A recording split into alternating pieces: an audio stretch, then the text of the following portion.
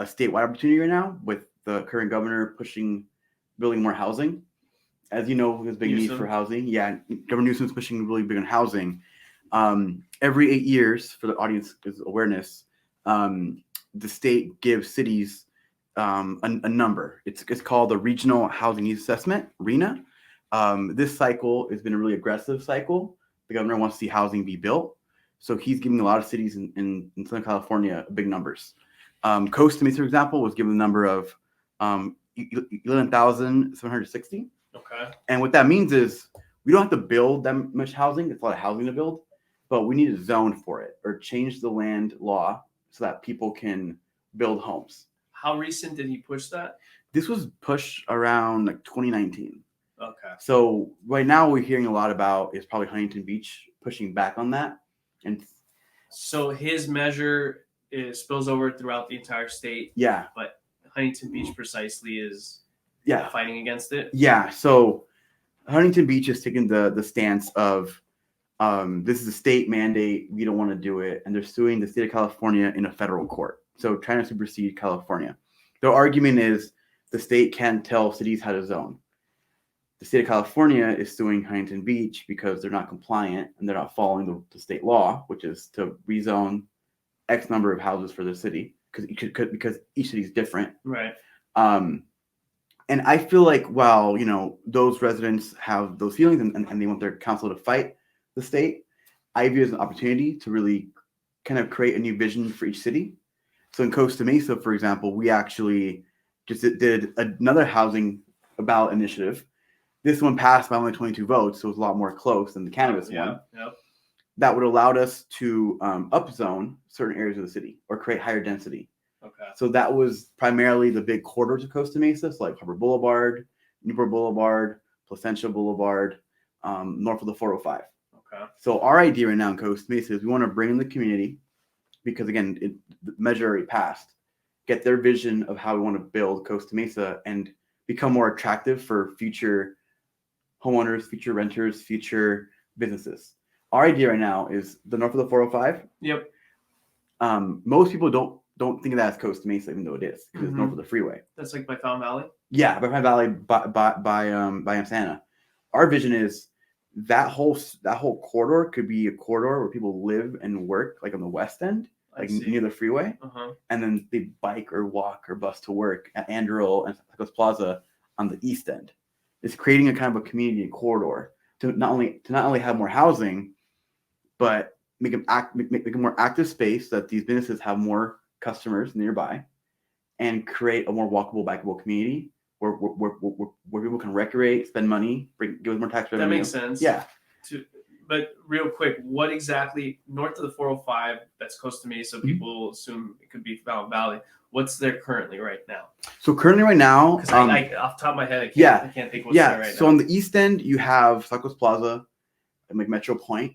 Then you have a few track homes. Then you have a lot of like potential. So Andrew's coming in, but Andrew's at defense contracting company. Right? Yeah, they're coming in on her boulevard, and then everything west her boulevard is just industrial. So that has a lot of potential to be like denser housing, right? With like opportunities for like home ownership, opportunities for like just higher high quality apartments to help create a like new engine and corridor up in north Costa Mesa. So that kind of makes sense to me because you're affecting an area that's not necessarily already where a bunch of people already live in single family homes, so you're building there. Yeah. But I think where the question or the issue lies when it's a single family residence and people trying to convert it to an apartment area. Yeah, and that's the pushback, right? Yeah, and that was the reason why we went for this ballot initiative was we wanted to build a housing in the least impactful way to the residents that already live in Costa Mesa. What we see in Costa Mesa, which is common for most cities in Orange County, is there's usually a few big corridors that have businesses on it, and then between those streets are houses. So what we figured out was like if we want to build more housing, we want to make sure we're preserving the quality neighborhoods and preserving, because people buy homes, and as you know, as a realtor, like that's usually their biggest investment in their life, Right. their 100%. biggest like asset. Yeah. So they're naturally going to be fearful when it changes. And we saw that in the votes. Like predominantly homeowners didn't vote for the measure, even though it was designed to protect them, because they had that fear. And it's natural to have that fear of like change. But our vision is we really want to just like upzone these corridors, have like mixed use, and then that north corridor above 405, that's like the crown jewel. That's where we think the most housing could be. That's where we think the most opportunity could be for jobs, and the most opportunity could be for like increased revenue. So interesting. No, but that area that's industrial, those are businesses there too, right? Mm-hmm. So how does that work? Do they have to just sell to the city? Yeah. So again, the key of RENA that I think everyone forgets is that cities have to just zone. They don't have to actually build. So Okay. what we'll probably do, and we're in the discussion, is we'll probably create an overlay zone or create like a complete change of the zone, which says if you want to sell your property, you can sell it to become a housing development.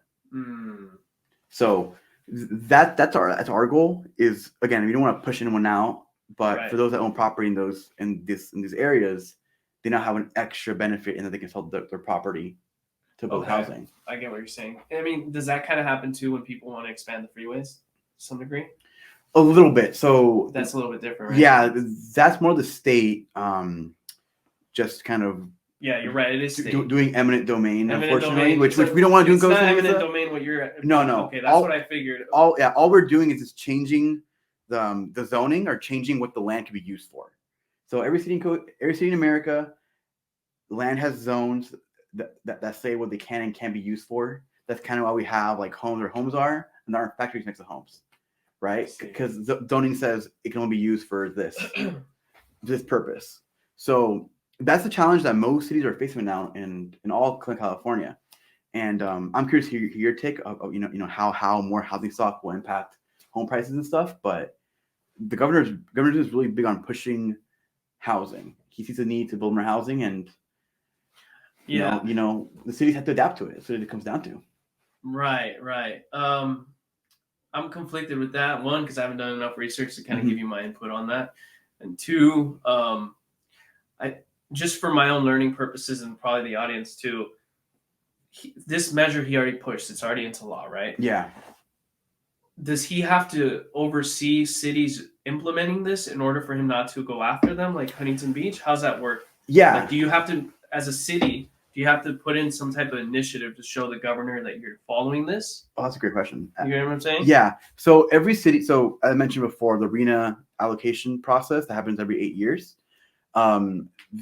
There's every city has to submit a housing element to the state, or a housing plan, in other words, saying, oh, this is where we plan to build the housing. So what's happening right now with Governor Newsom, what he's doing is this. It's really hard to zone for this many housing units this quickly, because zone changes take a lot of time. He's shown that he is content with cities that just submit a housing element that showcases where they plan to change the zoning for the housing. So he wants to see that you're being like a good faith measure, that you're trying to actually like accommodate the number he's giving you. Right. Cities like Huntington Beach that are saying, no, we don't want to do that. That's who the governor is choosing to focus on. Oh, I see. Yeah. And their argument is this is well, number one, they don't want to do it. They're also saying that the state is overstepping their powers, and that's why they're suing federally against them. That is their argument. And again, it has to be federally because they're challenging the state's laws to supersede them. Yeah. So it'll be interesting. I'm not sure how it's going to turn out. I mean, so yeah, that is interesting. We can go on and on for that days talking about that. Yeah, and honestly, like I don't know what's going to happen. Lawsuits are, even lawyers tell you they don't know how lawsuits going to go. They have ideas. They don't have an actual fact base. Like, what's the argument though to rezone an area though? From my understanding, because I've heard homeowners talk about this a little bit. Their concern is if you rezone their given neighborhood per se, even though they're all single family homes, just for simple purposes, you rezone it and people start selling their home. Developers will go in there and build apartment buildings, right? Yeah, is that kind of the issue, and then parking will be an issue. Yeah, that's a concern, and I don't want to say it's legitimate because it could be legitimate due to your city's makeup. In Costa Mesa, like we knew that was a concern people had, so we wanted to make sure you had a plan that we can say, hey, this is where we want to build housing. It's not not in your backyard. It's not where you live in your neighborhood. It's on the big corridors and over the 405 freeway. The state, though, that's what you're saying. Yeah, the state, though, is a bit different. The state has already shown with a few recent state laws that they are willing to push down on single-family homes. So 2 big laws, SB 9 and SB 10. One of them allows you to create a granny flat or like a ADU in the back, which I see that happening everywhere. Yeah, and as you know, some owners view it as a way to raise their property value, to create more like cash flow too. Yep, because you can rent it out to someone else. There's also another state law that would allow you to like split up your lot if it's big enough to like 4 lots. So that's probably what most folks are concerned about. Is that SB 10 then? SB 10, yeah. Okay. Is that kind of correlated to RENA? Yeah. So cities are allowed to use ADUs as part of the RENA numbers allocation. It's still a new thing, right? Cities are still figuring out how to streamline it, how it's going to play out. What we have seen in cities in Costa Mesa, at least, is that every year there's more and more applications as more people get more used to it or see if it benefits them and their goal for their property. But really what it is, this is the state's version of like property rights, essentially. The state is saying, we want to give the owners of the property the ability to... That's a good argument to get someone on the other side. That's actually pretty creative of you. I think honestly is what it is, because this policy isn't really like, if you want to look at it like liberal Republican, it's more like a free market solution, right? And as I said before, it's always pendulums and everything. Right. No, and just to push back a little bit, the only thing I see with that is there could be an agenda to that, depending on what their priority is, the governor's priority. He might force this new housing, and then some things can change. And look, I'm not going to get involved in the state's points of views. That's for each of the voters and the bills to talk about. In 10 years, I'll bring you back when you're ready to stay. but for me, it's just, I right now, as a council member, we have to implement state law. Like, that's what it comes down to. So for us, it's not a question of like, if like we hate it. It's just, okay, we need to pass these laws now to allow ADUs. I'm all about streamlining it, making it more efficient. Because, again, back to revenue. Like, if we make it more efficient, we can create more property value. We can get more tax from that. We can get more tax from like, rental agreements people have with the ADUs. So it's a big conversation to have now in California. Housing's a big topic, and I think what we're seeing with the state right now, and this is my opinion, is the state's kind of taking a more like libertarian free market approach when it comes to housing. I think we'll see more conversations about rolling back regulations that make housing harder and more slow to build. So it's Wild West right now. But your neighbor, Newport Beach, are they as friendly with this RENA as Costa Mesa is, or would you say they're a bit different? No, we're pretty lockstep. So Newport Beach and Costa Mesa joined other cities in suing the state for how they allocated housing. It ultimately failed. Basically, all the SoCal cities sued the state, saying, "Hey, we think it should be a lower number." Because what happened was the state. All the cities you just said. Most cities, yeah. Most but not cities. Costa Mesa. No, we did too. Oh, you guys did too. Yeah, we all did. All of us kind of did it together. It wasn't successful. It didn't. What year was this? It's like 2019. Oh wow. Okay. Yeah. Everyone, most cities felt like the number was too high, and the reason why I'll share the public, and Adam said earlier, was that the state actually shifted a lot of the housing numbers away from the IE to the coastal communities. Oh shoot, yeah, that's a big problem. Because the state had this mentality that like, the more we create sprawl in the IE, the worse it is for the environment, and the worse it is for traffic, because jobs are all congestion. Yeah, so we were not happy with that because we got more housing than would have normally been expected. And I think that's a good argument. Yeah. That sounds like something both the Republicans and Democrats can agree on at that time. Yeah, I mean, most cities were on board. I kind of can see that point of view too, just because no matter what anyone wants to try and interfere in the free market, coastal communities will always be more expensive than inland cities. Yeah. For the most part. And with that said, you can't just force a bunch of housing to come in there just so that more people can live there. And they're just going to have to commute. It just is what it is. That's why the public transit might be more important. Yeah, and back to full circle, that's why Huntington Beach is suing the state of California in federal court, because Newport Beach and Costa Mesa kind of said, all right, fine, we tried suing, it didn't work out. Let's now figure out how we do it. Because ultimately, the penalties for not having a compliant housing element are pretty severe. The penalties are you don't get state funding anymore.